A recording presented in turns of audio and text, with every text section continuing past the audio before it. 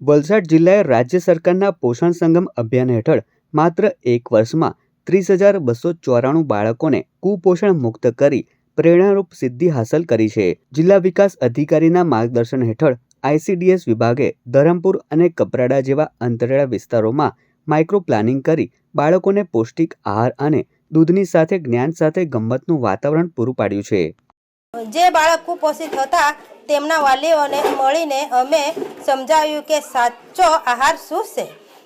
પોષણ સંગમ કાર્યક્રમ હેઠળ અમે બાળકોને પૂરક આહાર અને જરૂરી દવાઓ સમયસર પહોંચાડી છે। મને જણાવતા આનંદ થાય છે કે છેલ્લા 1 વર્ષમાં વલસાડ જિલ્લાના 30,000થી પણ વધુ બાળકોને કુપોષણ મુક્ત કર્યા છે। અમારી સ્ટ્રેટેજી માત્ર સારવાર આપવાની જ નહીં પરંતુ પોષણ સંગમ કાર્યક્રમ દ્વારા ગુણવત્તાયુક્ત આહાર અને સામુદાયિક સહયોગ કેળવવાની રહી છે। જો કે આ સઘન પ્રયાસોથી ગંભીર કુપોષિત અને અલ્પ વજન ધરાવતા હજારો બાળકોના સ્વાસ્થ્યમાં નોંધપાત્ર સુધારો થયો છે।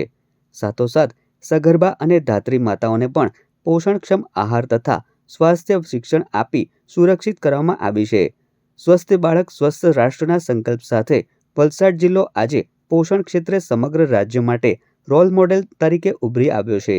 દરેક આંગણવાડીના જે વર્કર છે, જે છેવાડાના ગામ સુધી આ વર્કર જે કામ કરે છે અને જે એમના જે હેલ્પર છે, જે બાળકોને રોજ ગરમ નાસ્તાથી લઈને બધું જમાડે છે, પછી આંગણવાડીનું આખું તંત્ર જે સીડીપીઓ બહેનો છે, મુખ્ય સેવિકાઓ છે, જે આમાં કામ કરી રહી છે, જિલ્લા લેવલની ટીમ છે, પીઓ સાથે જે બધા અહીંયા ડિસ્ટ્રિક્ટના મોનિટર્સ છે, એ બધા અને સાથે સાથે જે પબ્લિક ફંક્શનરીઝ જે ચૂંટાયેલા પદાધિકારીઓ અમે સહકાર આપ્યું છે, એમને એક જાગૃતવાનો મુદ્દો બનાવીને કે કંઈ પણ સરકારી ગ્રાન્ટ આવે તો એમનું આંગણવાડીમાં સારું ખર્ચ થાય અને જે સરકાર આવી રીતનું ધ્યાન આપી રહી છે, તો આ બધાના એક સફળ પ્રયાસ માટે હું બધાને શુભેચ્છા આપું છું અને ઓર ઉજ્જવલ ભવિષ્યની કામના કરું છું।